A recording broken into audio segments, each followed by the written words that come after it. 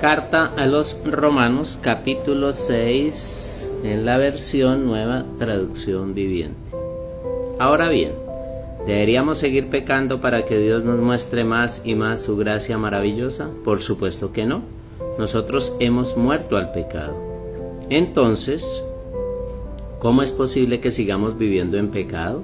¿O acaso olvidaron que cuando fuimos unidos a Cristo Jesús en el bautismo nos unimos a Él en su muerte? Pues hemos muerto y fuimos sepultados con Cristo mediante el bautismo. Y tal como Cristo fue levantado de los muertos por el poder glorioso del Padre, ahora nosotros también podemos vivir una vida nueva. Dado que fuimos unidos a Él en su muerte, también seremos resucitados como Él. Sabemos que nuestro antiguo ser pecaminoso fue crucificado con Cristo para que el pecado perdiera su poder en nuestra vida. Ya no somos esclavos del pecado, pues cuando morimos con Cristo fuimos liberados del poder del pecado. Y dado que morimos con Cristo, sabemos que también viviremos con Él. Estamos seguros de eso porque Cristo fue levantado de los muertos y nunca más volverá a morir. La muerte ya no tiene ningún poder sobre Él. Cuando Él murió, murió una sola vez a fin de quebrar el poder del pecado. Pero ahora que Él vive, vive para la gloria de Dios. Así también ustedes deberían considerarse muertos al poder del pecado y vivos para Dios, por medio de Cristo Jesús. No permitan que el pecado controle la manera en que viven, no caigan ante los deseos pecaminosos, no dejen que ninguna parte de su cuerpo se convierta en un instrumento del mal para servir al pecado.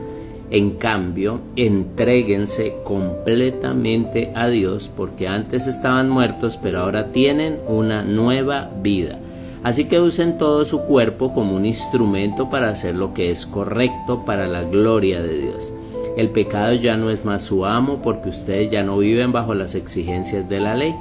En cambio, viven en la libertad de la gracia de Dios. Ahora bien, ¿eso significa que podemos seguir pecando porque la gracia de Dios nos ha liberado de la ley? Claro que no.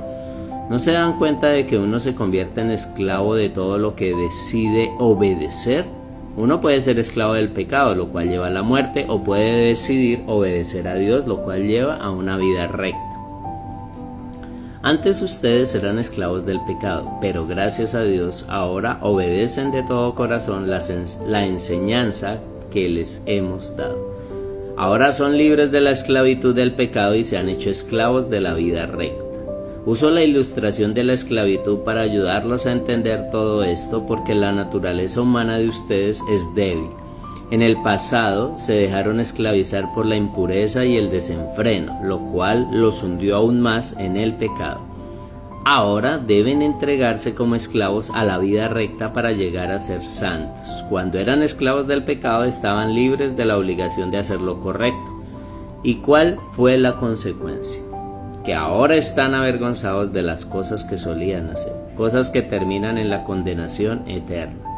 Pero ahora quedaron libres del poder del pecado y se han hecho esclavos de Dios. Ahora hacen las cosas que llevan a la santidad y que dan como resultado la vida eterna. Pues la paga que deja el pecado es muerte, pero el regalo que Dios da es la vida eterna por medio de Cristo Jesús nuestro Señor.